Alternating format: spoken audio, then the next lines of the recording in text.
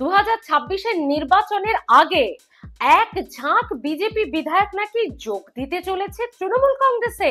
হ্যাঁ, ঠিকই শুনেছেন, তাপসী মণ্ডলী শেষ নম্বর নয়, আরো এক ঝাঁক বিজেপি বিধায়ক নাকি যোগ দিতে চলেছেন বিজেপি ছেড়ে তৃণমূল কংগ্রেসে। তাও আবার কখন? নাকি তারা তলে তলে সব কথা বলে রেখেছেন, ঠিক বিধানসভা নির্বাচনের আগেই তারা পদ্ম শিবির ছেড়ে ঘাসফুল শিবিরে যোগদান করবেন। এখানেই শেষ নয়, তৃণমূল নেতাদের তরফে আরো দাবি করা হচ্ছে 4জন সাংসদও নাকি রয়েছেন তাদের সঙ্গেই। মানে যেখানে দেখা যাচ্ছে প্রায় বেশ কিছু বিধায়ক সঙ্গে আবার 4জন সাংসদও নাকি বিজেপি ছেড়ে তৃণমূল কংগ্রেসে যোগ দিতে চলেছেন। এটা আমাদের দাবি নয়, এই দাবি করছেন তৃণমূল নেতারা। কারা তারা? কেন বিজেপি ছাড়তে চলেছেন তারা? কি হলো বিজেপিতে? পুরো ভিডিওটি দেখুন। দেখুন, একদিকে তাপসী মণ্ডল কিন্তু একটা জোর ঘা দিয়েছে। কোন জেলা? মানতেই হবে আপনাকে, সেই শুভেন্দুর গড়। তো সেই জেলাতেই সকলে বলছেন, আরে বাবা, বিজেপি রাজ্য কি দখল করবে? নিজের ঘরের বিধায়ক তাদেরকেই ঠিক রাখতে পারছে না, নিজের গড়ের বিধায়কই বিরোধী দলনেতা ঠিক রাখতে তাকে পারছে না, দল ছেড়ে তৃণমূলে চলে যাচ্ছে। তো অন্যান্য জেলায় কি হবে? অন্যান্য বিধানসভা আসনে কি হবে? এরকম যখন একটা প্রশ্ন, তাপসী মণ্ডলের ঘা যখন বিজেপি ম্যানেজ করে শুকোনোর চেষ্টা করছে, তারই মধ্যে আবার এই পরিস্থিতি।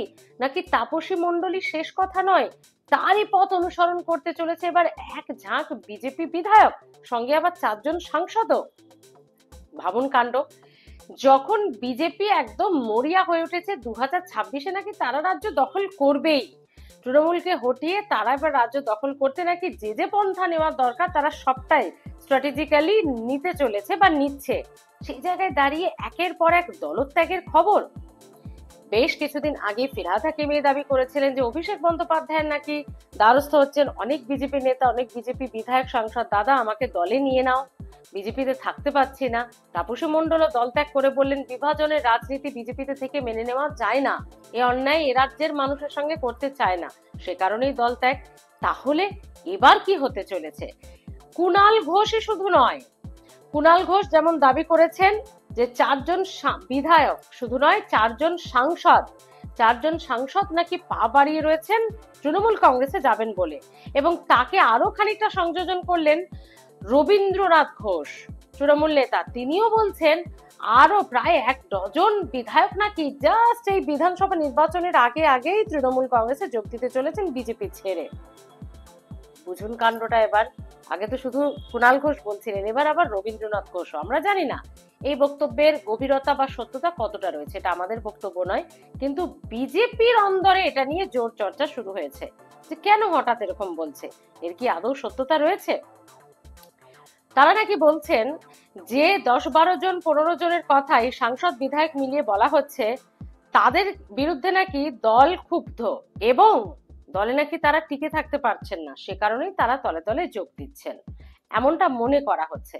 এবং তারাও বলছেন যে হয়তো বিধানসভা নির্বাচনে এবার বিজেপি তাদেরকে টিকিটই দেবে না। আচ্ছা, সে কারণেই কি টিকিট পেতেই কি তারা ছাড়তে চলেছেন? প্রশ্নটা হলো, বিজেপি বিধায়ক শঙ্কর ঘোষ এই নিয়ে কিন্তু মুখ খুলেছেন এই রবীন্দ্রনাথ ঘোষ এবং কুণাল ঘোষের বক্তব্যে। তারা বলছেন, হ্যাঁ, যাবে না কেন? যারা কাজ করছে না, যারা এলাকার উন্নয়ন করছে না, যারা মানুষের সঙ্গে নেই, তো তারা যদি দল ছেড়ে যায় তো যাবে। যদিও তিনি এটাও বলছেন, ফুৎকারে সব উড়িয়ে দিয়েছেন। বলছেন রবীন্দ্রনাথ ঘোষ তিনি হতাশায় ভুগছেন, সে কারণেই এটা হচ্ছে, আর এটা আমাদের দলে হবে না, হবে তৃণমূলে। মানে প্রথমেই যেটা বললাম যে বিধায়ক শঙ্কর ঘোষ যেটা বলছেন যে দল তারা ছাড়বেন যারা দলে টিকতে পাচ্ছেন না, যারা হয়তো আর টিকিট পাবেন না, যারা হয়তো মানুষের সঙ্গে আর কাজ করছে না, দল তাদেরকে আইডেন্টিফাই করেছে। মানে তৃণমূলের কিছু বিধায়ক নাকি যোগাযোগ করছে বিজেপির সঙ্গে। 2021-এর পর 2026-এর নির্বাচনে তারা নাকি বিজেপির টিকিটে লড়বেন, কারণ তারা জেনে গেছেন, মানে সেই সমস্ত তৃণমূল বিধায়করা নাকি জেনে গেছেন যে তৃণমূল নাকি আর ক্ষমতাতে আসবেই না, সে কারণেই তারা তৃণমূল ছেড়ে বিজেপিতে যেতে চাইছেন। এটা বিজেপির অন্দরে হবে না, তৃণমূলের অন্দরেই হবে। দাবি শঙ্কর ঘোষের। বুঝুন ঠেলা, এ বলে ওই দল থেকে ছেড়ে আমার ঘরে আসবে, আর ও বলে এই দল থেকে ছেড়ে ওর ঘরে যাবে। কে যে কার ঘরে যাবে আমাদের জানা নেই। তবে এই যে 12-15 জনের কথা বলা হচ্ছে যে বিধানসভা নির্বাচনে যারা দল ছাড়তে চলেছেন বিজেপি ছেড়ে তৃণমূলে যাবেন, অনেকেই বলছেন বা রবীন্দ্রনাথ ঘোষ বলছেন তাদের ম্যাক্সিমামটাই নাকি উত্তরবঙ্গ।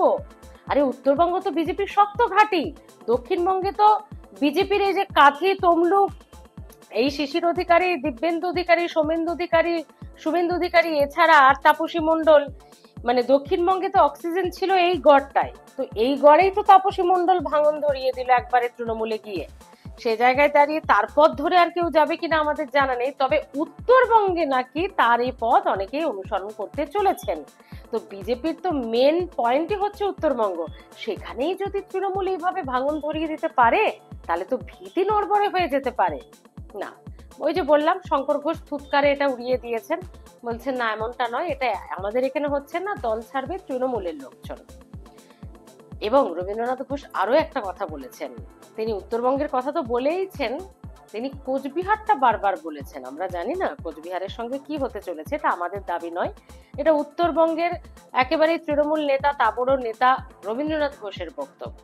তো যাই হোক, একটা পয়েন্ট কিন্তু ঠিক, বিজেপির জেলা সভাপতি আপনারা জানেন সদ্য ডিসিশন নেওয়া হয়েছে, নতুন মুখ এসেছে প্রচুর, 4 জন পুরনো মুখকে সেই জেলা সভাপতির দায়িত্ব থেকে সরিয়ে দেওয়া হয়েছে। বিজেপি বলছে এক পদ এক নীতি থেকে এটা করা হয়েছে, এবং খুব রিসেন্ট নাকি বিজেপির রাজ্য সভাপতিও নিয়োগ করা হবে। তার কারণ বিজেপি এক পদ এক নীতিতে যেহেতু বিশ্বাস করে চলে এই দলটা, তাই এটা ক্ল্যাশ হচ্ছে সুকান্ত মজুমদারের ক্ষেত্রে, যেহেতু তিনি কেন্দ্রীয় শিক্ষা প্রতিমন্ত্রী, তাই তিনি বিজেপির রাজ্য সভাপতি অস্থায়ীভাবে এখন তিনি চালাচ্ছেন।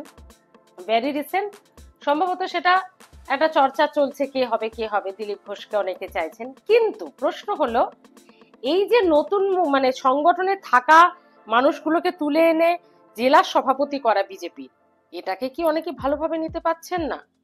4 জনকে জেলা সভাপতির পদ থেকে সরানো হয়েছে। আমি বলছি না যে সেই 4 জনই তৃণমূলে যাবে, একেবারেই সেটা নয়, সেটা একেবারে স্পষ্টই নয়।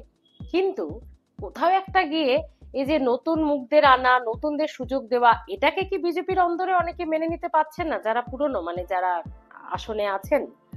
তো কি হবে আমরা জানি না, আমরাও সেই দিনটার দিকে তাকিয়ে রয়েছি যে এমন কোনো দিন আদৌ আসতে চলেছে নাকি শঙ্কর ঘোষ যেটা বলছেন এটা কোনো ব্যাপারই নয়। যদি হয়ে থাকে বিধানসভা নির্বাচনের আগে বিজেপিতে কত বড় ধাক্কা হবে, আর নাকি এটা সবটাই তৃণমূলের ফাঁকা আওয়াজ? আপনি কিভাবে দেখছেন?